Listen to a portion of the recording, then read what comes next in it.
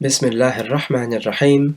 Continuing on with the Kitab al-Itq, Hadith 1242. From Jabir, he says, أن رجلا من الأنصار أعتق غلاما له عن دبر. A man from the Ansar freed a servant of his as a mudabbar. ولم يكن له مال غيره, and he did not have any other wealth besides this servant. فبلغ ذلك النبي صلى الله عليه وسلم فقال من يشتريه مني فاشتراه النعيم بن عبد الله ب800 درهم متفق عليه. So this reached the Prophet, and he said, who will buy this servant from me? And a man called Nu'aym ibn Abdullah bought this servant for 800 dirham muttafaqun alayh. And in the wording of Al-Bukhari, it says that the man became needy. And in a version of An-Nasa'i, it says that he had a debt on him, meaning the man who freed his servant as a mudabbar, he had a debt on him. And so the Prophet sold this servant for 800 dirham, and he told the man to pay back your debt. Here, this hadith talks about the mudabbar servant, and this is the servant whose master tells him that after I die, you will be set free. And so this takes the same ruling as a wasiyah, because wasiyah is when you give in charity after your death. And so this is the same thing here, you're doing this charitable act after your death.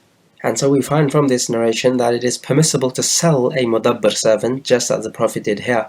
And this is in order to pay off his debts, and also not to leave the inheritors poor and wanting from the people. However, is it better to free a servant during your life or after your death? We say definitely during your life it is better. As the Prophet ﷺ told us in the authentic hadith, أفضل الصدقة أن تتصدق وأنت صحيح شحيح تأمل البقاء وتخشى الفقر ولا تمهل حتى إذا بلغت الحلقوم قلت لفلان كذا ولفلان كذا وقد كان لفلان. The best type of charity is when you give in charity and you are in good health and you are feeling stingy and you are hoping to live a long life and you are fearing poverty. And you should not delay until the soul reaches the throat, and at that point you say that I'm giving in charity for such and such a person, but actually this wealth belongs to the other people, meaning your inheritors. So in other words, at the time of your death, you say that this wealth I'm giving in charity to person A, whereas in fact, it belongs to person B, who is your inheritor. So the best type of charity is when you are in good health and you are feeling stingy and you fear poverty, because this is a bigger type of sacrifice. As for when you give in charity after your death or at the deathbed, then this is hardly a sacrifice, because you know you're going to die, so the wealth will be of no use to you. So this is far less of a sacrifice than if you were to give in charity during the prime of your life. So let us suppose the value of the servant is 10,000 riyaal, and the master says you are free after my death. Then the master dies, the servant is worth 10,000 riyaal, and the servant leaves behind in terms of money 5,000 riyaal. So in other words, the total wealth which is left behind is 15,000 riyaal. Now we know that the wasiyah, which is the Tadbeer in this case, can only be given from a third of the wealth. Thus, do we say that the servant is completely freed? Well, the answer is no. 15,000 divided by 3, which is a third of it, of course, is 5,000. So we say 5,000 riyaal of the servant is freed. So if the servant is worth 10,000 riyaal, then 5,000 is freed. In other words, half of the servant is freed, and the other half is still in servitude, because the inheritors are going to take that share of the servant now. But how does this work then? How can the inheritors have half of a servant? Because remember, the other half is freed. So because he's part free, we would simply ask him to work and earn the rest of the £5,000 to pay that to the inheritors. And then after that, the servant can fully walk free, just like where one partner frees his share of the servant. What about this scenario? A person has a debt of 6,000 riyaal, and he has a servant worth 12,000 riyaal, and he does not have any wealth besides this servant. Now we know from the hadith that has just passed that if you have a debt owing on you, then this will be taken out from the mudabbar servant. Remember, the mudabbar is the one who is freed after the death of the master. So now the master dies, he has a debt of 6,000 riyaal. The servant is freed, but we say because the servant is worth 12,000 riyaal and there's no other wealth which the master left behind, we say half of this servant, i.e. 6,000 riyaal, is for the debt. And that leaves us with the other half worth 6,000 riyaal. And remember, that's the only wealth which the master has left behind. And the master has inheritors. do we say the rest of the 6,000 rial of the servant is all free now? Well, no. Remember that the wasiyah can only be taken from a third of your total wealth. So we say with the rest of the 6,000 rial, a third is set free, so a third would be 2,000 rial, and the other 2/3 belong to the inheritors. So that would be 4,000 rial of the value of the slave belonging to the inheritors. But then how does that work in reality, in practical life?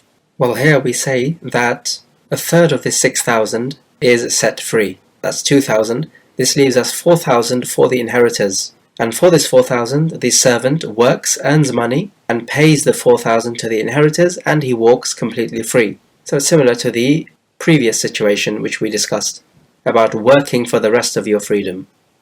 Hadith 1243.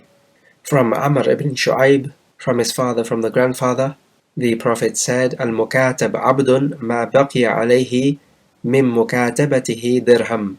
أخرجه أبو داود بإسناد حسن وأصله عند أحمد والثلاثة وصححه الحاكم. The Prophet said that the Mukateb servant is a servant as long as he still has to pay off even a dirham. The hadith is Hasan.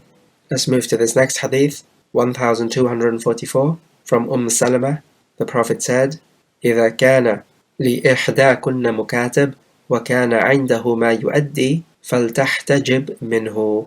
رواه أحمد والأربعة وصححه الترمذي. If one of you women has a mukaatab and he has enough money to pay you off, then you must wear the hijab in front of him. The hadith is da'if. Both of these narrations are talking about the mukaatab servant, and this is the servant who enters into an agreement with his master that he will work to pay for his freedom. It could be the case that he works to earn money to pay his freedom, or it may be the case that another person gives him money so that this servant can give this money in turn to his master and buy his freedom. So both ways are in fact possible. What's the ruling on the mukaatab if this servant wants to purchase his freedom? Some scholars say it is recommended for you to do so if you know that he is an honest, trustworthy person, and that if he was to be free, he would be a good person as opposed to a mischief maker.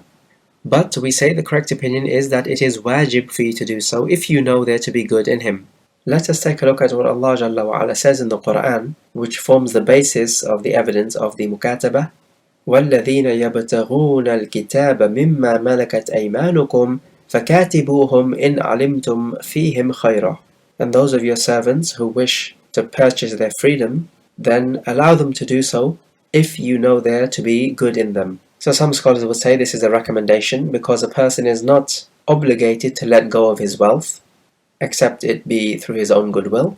And other scholars like Zahiriyya say it is wajib, because Allah Jalla wa Ala has given the order to let them purchase their freedom if you know there to be good in them. But if you don't know there to be good in them, then it is not obligatory. And they say, the Zahiriyya, that wealth from someone can be forcefully taken from his possession. For example, a zakah payment. Even if he does not want to pay the zakah, it can be forcefully taken from him. So likewise with the kitabah. Allah Jalla wa Ala wants people to free their servants. And the Sharia would use any excuse to try to take people out of this servitude. And so we find then that the mukaatabah is one such an excuse, where we could say that the master is forced to free the servant, or at least he is forced to allow the servant to pay for his freedom.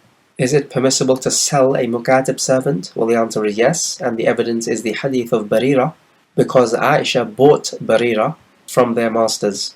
And so what would happen in a case like this is that if we have a mukaatab servant and he's going to pay for his freedom and his master sells him to another person, then the mukaatabah, or this contract, simply carries on.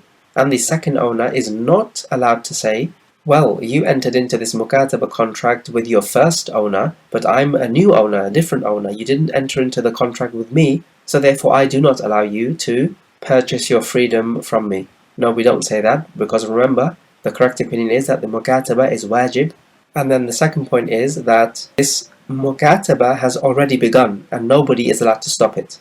And all that's happened really is that the second master simply takes the place of the first master.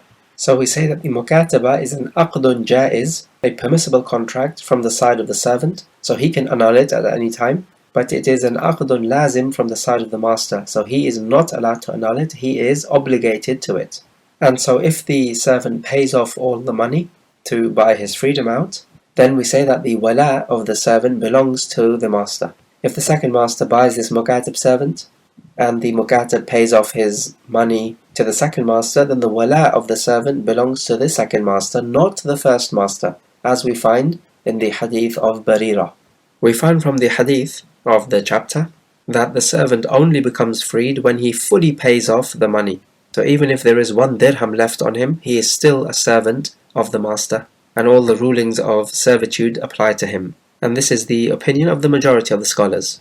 The second narration here about the hijab tells us that it is permissible for a woman who has a servant to uncover her face and her hands and her feet in front of this servant, just as she would in front of her mahram male folk. Yes, the servant is not a mahram to her, because he's not related through the blood nor the breastfeeding relation, but this is an exception which is made, and there's a difference of opinion on this issue. Does the woman wear the hijab in front of a servant or not? This hadith would imply that she does, because it says that if he has enough money to pay you for the mukaatabah contract, then you put the hijab on in front of him, which basically means before that you don't put the hijab on in front of him, or at least you don't have to. So if we say that there's an exception, then we would say there's an exception on the grounds that the servant sees himself as lower than the woman, and the master, who is the woman, sees herself as higher in status than the servant. So they're not equal in status, and so the fitna is less likely, much less than it would be between a man and a woman who are of equal status in society. With this narration, however, the Mukateb at the moment has not paid off his freedom, and yet she is being ordered to wear the hijab. Now why should that be then? Because this servant is still officially her servant, therefore she does not need to wear the hijab in front of him. And the answer we may give here is this is ihtiyat, keeping on the safe side, because the servant does have enough money to pay for his freedom in our particular scenario. So it's like at any time now he could become free. Hadith 1245 from Ibn Abbas, the Prophet said, يُؤَدَّى الْمُكَاتَبُ بِقَدْرِ مَا عَتَقَ مِنْهُ دِيَةَ الْحُرِّ وَبِقَدْرِ مَا رَقَّ مِنْهُ دِيَةَ الْعَبْدِ رواه أحمد وأبو داود والنسائي. He said that the Mukateb, if blood money is to be paid for him, then the blood money is paid to the amount that he is free as a free person, and to the amount he is a servant as a servant. The hadith is sahih. So in this hadith we have a situation where we have a Mukateb. He has paid off for some of his freedom, but still some money is left. So if he's unable to pay off this money, he returns as a servant, so he's a full servant of the master. But if he pays off the full money, then he becomes fully freed. However, if he has paid off part of the money and some other part is still pending, then he has freed part of himself. As for the previous hadith, which says that even if he has a dirham to pay and he hasn't paid it, he is a servant, then it means that if he does not pay the full amount, then he returns to being a full servant. But in our case right now, he is in the process of paying off his freedom. He's paid half of it and the other half is left, let's say. So he's freed some part of himself. If this servant now is killed or injured, then we know that the perpetrator has to pay the blood money. But does he pay the blood money on the grounds that this servant is a servant, or on the grounds that he is a free person? Well, in this case, we treat this servant as part free and part servant. So to give an example, first of all, we must realize that the blood money of a servant is his value. So if a servant is, let's say, 10,000 riyaal, his blood money, if somebody kills this servant, would be 10,000 riyaal. Likewise, with the full blood money, for example, chopping off a person's nose, or a person's lips, or both of his hands, or both of his ears, and so on, would incur the full blood money, which would be the complete value of the servant. And we know the full blood money of a free person would be 100 camels. Let us suppose that a man injures a Mukateb servant and cuts off both his lips. Now this would incur the full blood money. However, this Mukateb servant has paid off half the total amount upon him for his freedom. In other words, he is financially speaking anyway, half free and half servant. So in a case like this, the perpetrator would have to give half the blood money of a full free man, which would be 50 camels in this case, that's half of 100. And this Mukateb is half servant, so the perpetrator would have to pay off half of the price of the servant. So the servant, let's say, is worth 10,000 riyaal, the perpetrator would have to pay 5,000 riyaal. So the total blood money for the perpetrator in our scenario would be 50 camels and on top of that 5,000 riyaal. And so like this you make your analogy. So for example, if this Mukateb had paid 1/3 of his full price for his freedom, then it means financially he is 1/3 free and 2/3 a servant. So his blood money would be 1/3 of a free man's blood money and 2/3 of his full price, and so on. However, does this hadith not clash with the other one which we mentioned, that a Mukateb is a servant as long as even 1 dirham remains from his Mukaatabah? The answer is no. That narration simply intends to tell us that if the servant is unable to pay the whole of the agreed upon price, then he returns to being 100% servant. So even if he cannot pay 1 dirham of the price which is left to pay, he returns to being a full servant. So understood like that, we may reconcile between the evidence.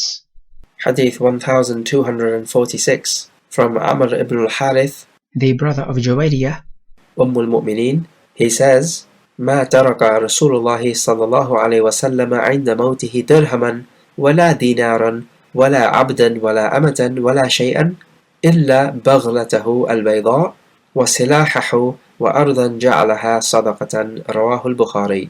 He says the Prophet at his death, he did not leave a dirham nor a dinar nor a servant, male or female, except a white mule and his weapons and a piece of land which he gave as a sadaqah. Al-Bukhari reported it. This narration tells us that the Prophet ﷺ was not interested in this world. He did not leave behind a dirham nor a dinar. Rather, he had his sights set on the everlasting life in the hereafter. Allah Jalla wa Ala says, قُلْ مَتَاعُ الدُّنْيَا قَلِيلٌ وَالْآخِرَةُ خَيْرٌ لِمَنِ اتَّقَى وَلَا تُظْلَمُونَ فَتِيلًا. Say, the pleasures of this world are few, but the hereafter is better for the one who has taqwa, and you will not be dealt with injustice, even to the extent of a thread on a date stone. He left his weapons, but they would be used for fighting, so this would be given to the public. He left a white mule and a piece of land. All of this would be given in charity, and the family of the Prophet would inherit nothing. The Prophet says in the Sahihain, لا نورث ما تركنا فهو صدقة. We are not inherited from. Whatever we leave, it is to be given in sadaqah. So this is a specific attribute of the Prophets, is that they are not inherited from. The shahid from this hadith is the fact that servants would be used during the time of the Prophet ﷺ, and they would also be freed. The Prophet had a servant, for example Zayd ibn Haritha, and he freed him. Let us now talk about the Walad, the mother of the child. This is the servant woman who gives birth to the child of her master. And the ruling on her is that when the master dies, she is automatically freed, by virtue of the fact that she gave birth to his child. Hadith 1247 from Ibn Abbas, the Prophet ﷺ said, أيما أمة ولدت من سيدها فهي حرة بعد موته. أخرجه ابن ماجه والحاكم بإسناد ضعيف ورجح جماعة وقفه على عمر رضي الله عنه. He says that the Prophet said, any servant woman who gives birth to the child of her master, then she is freed after his death. This narration is mawquf as a statement of Umar. We say if this servant woman gives birth to a child who has the features of a human, then we say she is the Walad and she will be free after her master's death. But before that, she is just as a normal servant. So the point is that even if she gives birth to a child who is born dead, as long as this child has the features of a human, this is enough for her to become an Walad. Are the Ummahatul Awlad allowed to be sold, just as you can sell a servant? Well, they used to be sold during the time of the Prophet ﷺ, but afterwards when Umar ibn al-Khattab was the Amir, he disallowed it. And this is not because it's haram to sell the Walad in and of itself, but rather what he found was that in selling the Walad, she and her child would become separated, and this would lead to much corruption because you are separating between a mother and a child, which you're not allowed to do. So many scholars say when it comes to those transactions which would transfer ownership to another person, then this is not permissible. But as for that which would not transfer ownership, so for example, her serving another person or working for another person, or he hires out this servant woman to work for another person, so he's going to receive wages from that other person because his servant woman is working for him, then this would be permissible, just as with any other servant. Otherwise, selling an walad, as long as you don't separate between her and her child, is permissible, as it was done during the time of the Prophet ﷺ. Now you notice that both the mudabbar and walad are freed after the death of the master. However, there's a crucial difference. The mudabbar is freed from the third of the total wealth of the master, whereas the walad is freed fully regardless of what the total wealth of the master is. In other words, the mudabbar cannot be freed from more than a third of the master's wealth, just like a wasiyah. And this is the case if the master has inheritors whose rights will be deprived. Whereas the walad is freed out and out, regardless of whether the master has inheritors and whatever the level of wealth the master has. So note that difference. Hadith 1248 from Sahl ibn Hanif. The Prophet ﷺ said, "Man a'ana mujahidan fi sabilillahi aw ghariman fi usratihi aw mukataban fi raqabatihi adallahu Allahu yawma la dhilla illa dhilluh." Rawahu Ahmad wa sahhahahu al-Hakim. The Prophet said, whoever helps a mujahid in the way of Allah, or a person who has a debt to pay and he is finding it difficult to pay the debt, or a mukaatab who wants to pay for his freedom, so whoever helps these three types of people, then Allah will shade him on the day where there will be no shade except his shade. The hadith is Hasan. This is the last hadith in the section of fiqh in Bulugh al-Maram. It talks about the virtues of helping out three types of people. Number one, the mujahid in the way of Allah. Fighting in the way of Allah is the peak of al-Islam. It is what keeps Islam alive. Otherwise, you would find the kuffar will completely destroy the Muslims and Islam would not be practiced. Just as we find in the Battle of Badr, the Prophet saying to Allah, "O Allah, if we do not win this battle, you would not be worshipped on earth." So how do you help out a mujahid? Well, you help him out financially. They need the funds as they go out on this journey. Likewise, you help them out by giving them weapons, if that's possible, because they need good, decent weapons. And arming a mujahid wins you the same reward as actually fighting. Likewise, looking after the family of a mujahid as he goes out earns you the same reward as actually fighting. We find in the Sahihain the Prophet ﷺ said, "Man jahhaza ghaziyan fi sabilillahi faqad ghaza, wa man khalafa ghaziyan fi ahlihi bi khairin faqad ghaza." Whoever arms or prepares a ghazi, a soldier, in the way of Allah, then he has himself gone out for the ghazwa, or the military expedition, and whoever looks after the ghazi's family with goodness, then it is as if he has gone out on the ghazwa. The second type of person, the one who owes a debt, and this could be just a normal financial debt which he owes, and this would probably for majority of the cases, but it could also be a person who tries to reconcile between two warring tribes, and he would do this by paying each of them some money, but he does not have the money to do this. So helping out such a person is also a reward-worthy action, which will earn you the shade on Yawm al-Qiyamah. And supporting evidence to this, the Prophet saying in the hadith, "Man naffasa an muslimin kurbatan min kurab ad-dunya, naffasa Allahu anhu kurbatan min kurab yawm al-Qiyamah." Whoever removes a hardship from a Muslim, then Allah will remove a hardship from him on Yawm al-Qiyamah. وَمَنْ يَسَّرَ عَلَى مُعْسِرٍ يَسَّرَ اللَّهُ عَلَيْهِ فِي الدُّنْيَا وَالْآخِرَةِ.